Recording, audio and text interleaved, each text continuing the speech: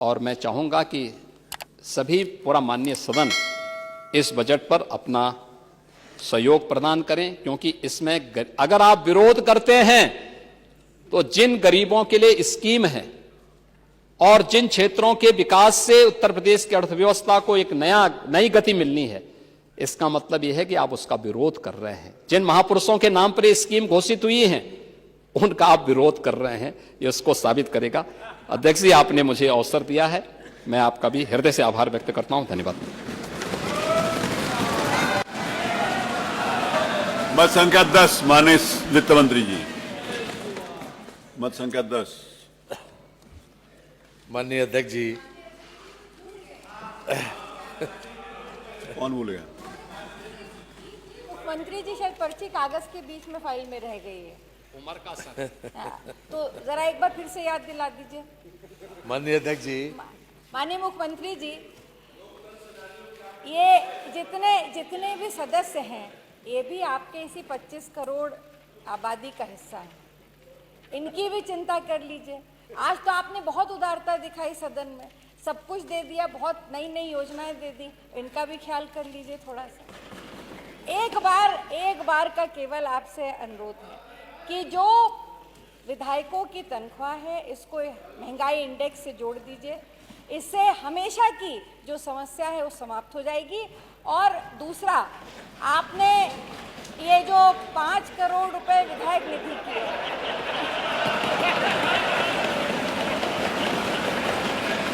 इसको 7 करोड़ कर दीजिए और 200। माननीय अध्यक्ष जी,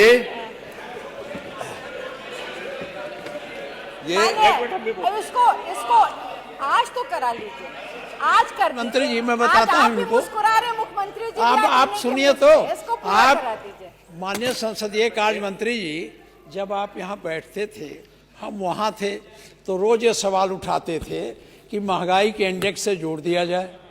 और पूरा पेंशन, हमारी कमेटी बनी थी, आप पूछ लीजिए, जो इन्होंने प्रस्तावित किया था माननीय अखिलेश जी ने पूर्णतः मान लिया, उसमें कोई संशोधन नहीं किया था। पूछिए है गलत। तो आप ये लोग जब कह रहे हैं, यद्यप हम बहुत इसके उसमें नहीं रहते हैं, लेकिन जब सबकी राय है, आप जब आपकी इच्छा रही है माननीय मुख्य, तो आप कुछ आप जैसे वो कह रहे हैं इंडेक्स से जोड़ने का, तो इसमें कोई बड़ी बात नहीं है महंगाई के इंडेक्स से जोड़ने। बोलिए। आप कुछ कह रहे हैं? जोड़ दीजिए।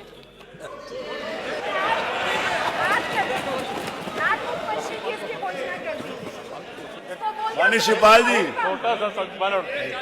माननीय शिवपाल जी, आप क्या कह रहे हैं? कुछ समझ में नहीं आ रही। मैंने कहा जब सबका यही अर्थ है, इंडेक्स से जोड़ दिया जाए। माननीय अध्यक्ष जी, ये 2013 में माननीय संसदीय कार्य मंत्री जी का वक्तव्य है, जिसमें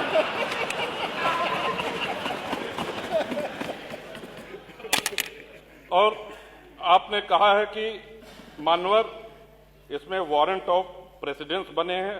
आपने हम विधायकों को एक स्थान दिया है, ये बात अभी महाना जी ने भी स्वीकार करी। उत्तर प्रदेश और केंद्र सरकार ने विधायकों को वरीयता दी है, वहीं दूसरी तरफ अधिकारी हम लोगों को अपने से छोटा मानते हैं, उनका पद, अधिकार और प्रतिष्ठा हमसे ज्यादा है। मान्यवर, ये बहस जरूरी है। आगे चल के माननीय संसदीय कार्य मंत्री जी कहते हैं कि जो महंगाई का आलम है, मैंने इस सब में आज से 10 वर्ष पहले भी कहा था, यानी कि 2003 में भी आप उठाए, 2013 में भी उठाया इस बात। और आप आगे लिखते हैं, कहते हैं कि अखबारों के माध्यम से, मीडिया के माध्यम से कई बार ये आवाज उठा चुका हूं, हम क्या करें, एक प्याला चाय भी किसी को पिला नहीं सकता, ईमानदारी से कैसे रहा जाए।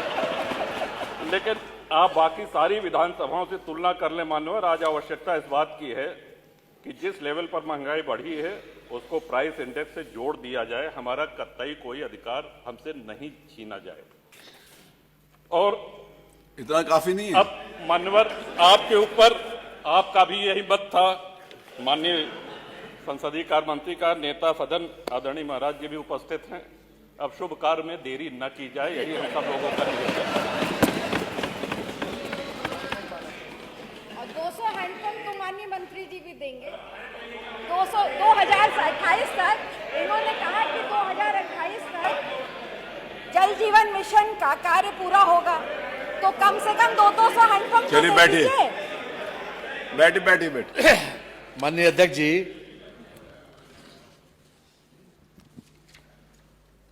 एक रामायण की चौपाई है माननीय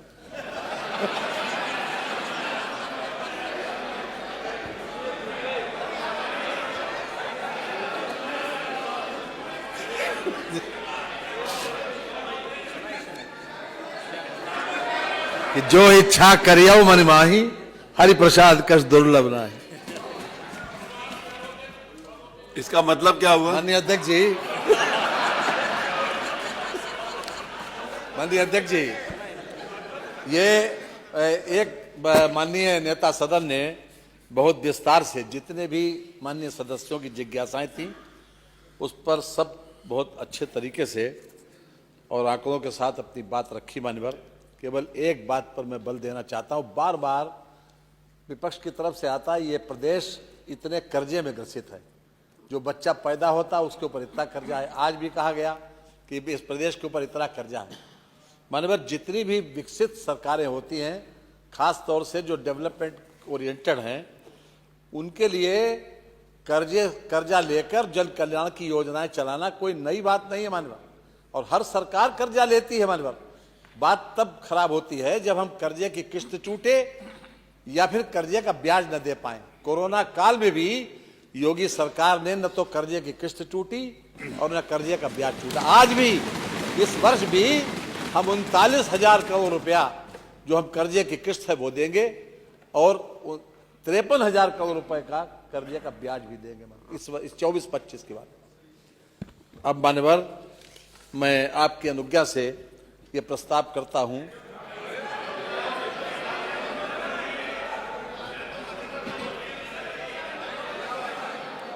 देखिए, अभी प्रतीक्षा करिए। मैं आपकी अनुज्ञा एवं श्री राज्यपाल की सिफारिश से प्रस्ताव करता हूं कि 31 मार्च 2026 को समाप्त होने वाले वर्ष में अनुदान संख्या 1 लगायत 2, 4 लगायत 8, 10, 12 लगायत 22, 25 लगायत 28, 30 लगायत 36, 38 लगायत 55, 57 लगायत 63, 65 लगायत 87, 89 तथा 91 लगायत 93 के अंतर्गत होने वाले परिव्ययों को चुकाने के लिए आवश्यक धनराशि की पूर्ति के लिए रुपए 6,354 करोड़ 38 लाख 15,000 रुपए से अनधिक धनराशि स्वीकृत की जाए।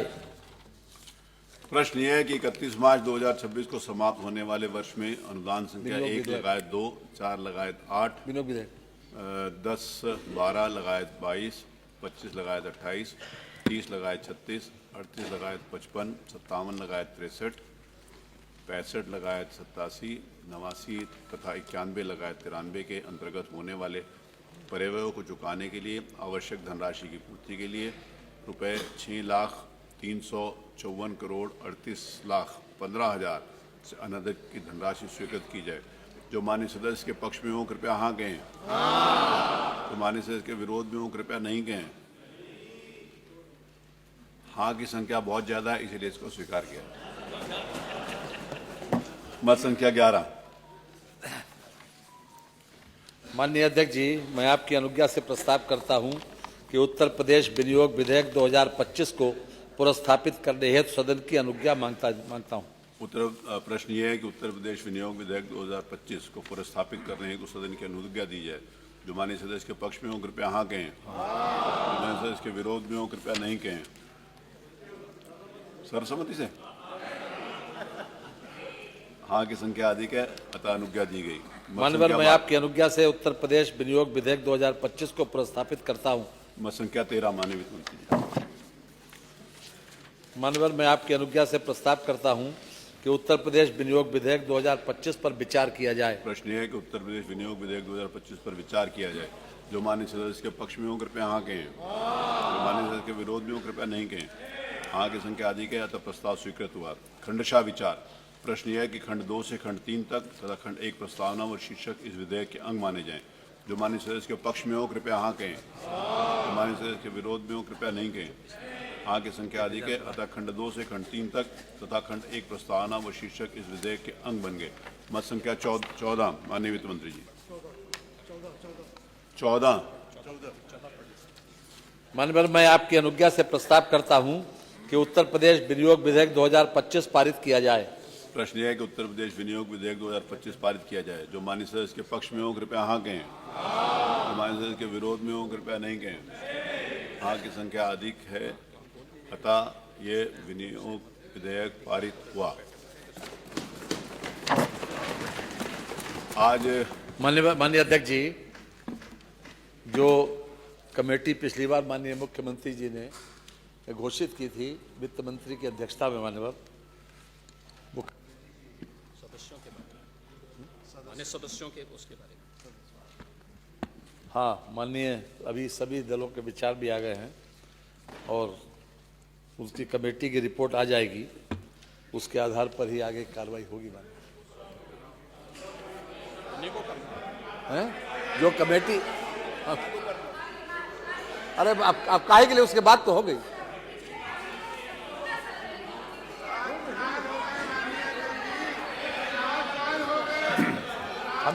हम ही करें। उस नेता, उस कमेटी के चेयरमैन तो आप ही थे, उसके तो चेयरमैन आपने इनको बना रखा है। हाँ कह तो दी। कमेटी की रिपोर्ट आने दीजिए। हमको, हम लोगों को ना सदस्य चाहिए ना चेयरमैन का नाम चाहिए। जब आपने बढ़वाया था और कमेटी बनी थी तो सभी विपक्षी दल के सदस्य उसमें थे और आप मुख्य रूप से उसके प्रणेता थे, संयोजक थे। तो इसमें कहीं विपक्षी दल आपके कमेटी में तो दिखाई नहीं दे रहा।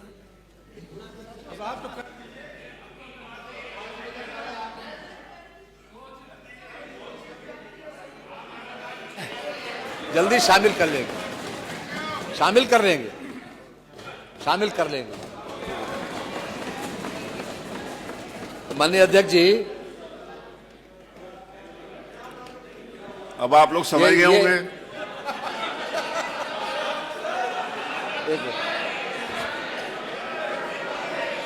अब समझ जाओ ना, वो तो क्या शामिल करने जा रहे हैं सचिवालय के माननीय जो हाँ सुनिए, वो आज सुनिए जो सचिवालय के जो कर्मचारीगण हैं माननीय जी, ये सभी लोग यहाँ से लेकर सुनिए। और विधान परिषद तक माननीय जी, सभी लोगों का जो पिछले साल जो पैसा मिलता था इन लोगों को पुरस्कार स्वरूप, उसमें से 1000 रुपये बढ़ाने के साथ ही इन लोगों को इस बार भी दे दिया जाए। माननीय धन्यवाद। ये माननीय मुख्यमंत्री जी सहमत हुए। वो कर देंगे, हो गया, अब हो गया। 1000 रुपये शामिल कर देंगे। उसके पहले तो बता दिया कि मेंबरों को शामिल करके उसको आगे बढ़ा देंगे। रुक जाना है 2 मिनट। आप निर्णय ले लीजिए, हम सब सहमत है सदन में। बताइए, आप सब सहमत है? हम सब सहमति दे रहे हैं। अब आप तो बोल दीजिए सारी सहमति। अब हो गई बात।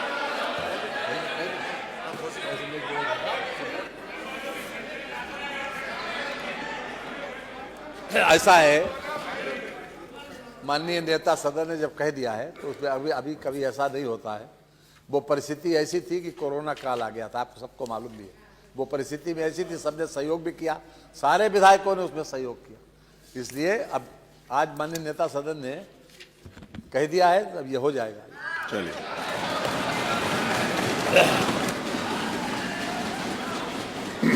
आज नियम 301 के अंतर्गत 113 सूचनाएं प्राप्त हुई। जिन मान्य सदस्यों की सूचनाएं इस सप्ताह में ले ली गई हैं, उनको छोड़कर बाकी सभी सदस्यों की सूचना स्वीकार हुई। ये लीजिए, स्वीकार होगी। क्या सुन लें? ये लीजिए, सारी स्वीकार होगी। जिन लोगों की इस सप्ताह में नहीं स्वीकार है वो सब स्वीकार कर ली। आज नियम 51 के अंतर्गत 135 सूचनाएं स्वीकार हुई। उसी प्रकार से ये 135 लोगों में से 52 लोगों की सूचनाएं पहले स्वीकार नहीं थी, 52 लोगों की सूचनाएं स्वीकार करके बाकी सब अग्रह हुई। चलिए दोनों हो गई।